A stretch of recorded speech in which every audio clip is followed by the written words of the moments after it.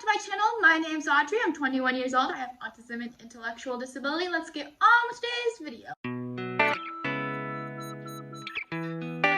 I have a story time for you today. So I have a public access story time. I still haven't figured out how to use my camera, so I'm hoping to get to that this week, next week, or have it figured out next week or the week after, because, well, I know how to use it, but I can't figure out how to work the buttons with my fine motor skills. So I'm trying to ask my dad to help me, but he's busy this week. I don't know about next. So, and my mom, I basically can't have help, so hopefully next week or the week after that. But let's get on with my dog trainer. It's known to have, I don't, because my sister, but that's without the point. So we walk in and we're fine, everyone's fine and dandy, we're minding our own business. Training, we're getting through the entrance. I see a police officer, and I'm pretty sure it was a security guard, and I look at him, I keep going, and he's not gonna stop us, I guess. And he says, come here, and I knew immediately he wanted to know if it's a service dog. I said, it's a service dog, and then he goes on to say, just so you know, service dogs are required to have identification and paperwork on your ID and stuff, and which, first of all, is not true. This is why I'm telling you the story time, so you know this isn't true. So a service dog is not required to have any sign of formal paperwork. They're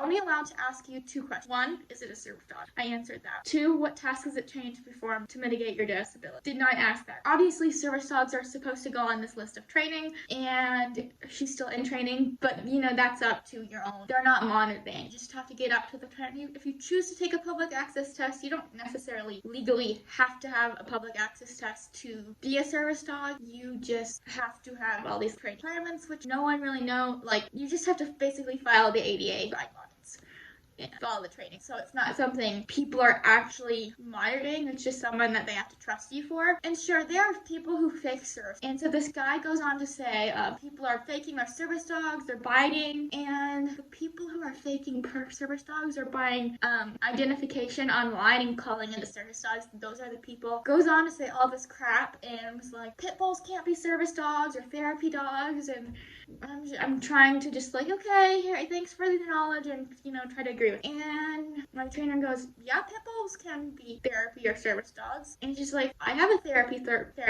pit bull. And so the guy tends to get in her face, show me your pit bull. And of course at home, because she's working, she's in the middle of a session, and her pit bull is not a service dog, so it's not allowed in a grocery store which serves food. They're only allowed in places like hospitals and places like that, schools, places that therapy dogs work, libraries, stuff like that. They're not allowed in those places. And that's kind of how it went. And the really weird part, and so eventually we get out of this guy, and I go, you know, at first I was like trying to agree with them, because I'm like, what if the identification, I knew it was wrong, but I agreed with him, and just like, he didn't know anything. I was just trying not to fight with him. Of course, it wasted like probably 15 minutes of our session that I paid to have, and you know, it was just a thing, but I thought it was kind of interesting. So if that happened, and they start saying that they need identification and they need to be on your driver's license or anything like that, there's no paperwork. They just can ask you those two questions. So again, the question is it a service dog, and what tasks is it trying to perform to mitigate your disability? Service dogs are required to know 3 tasks and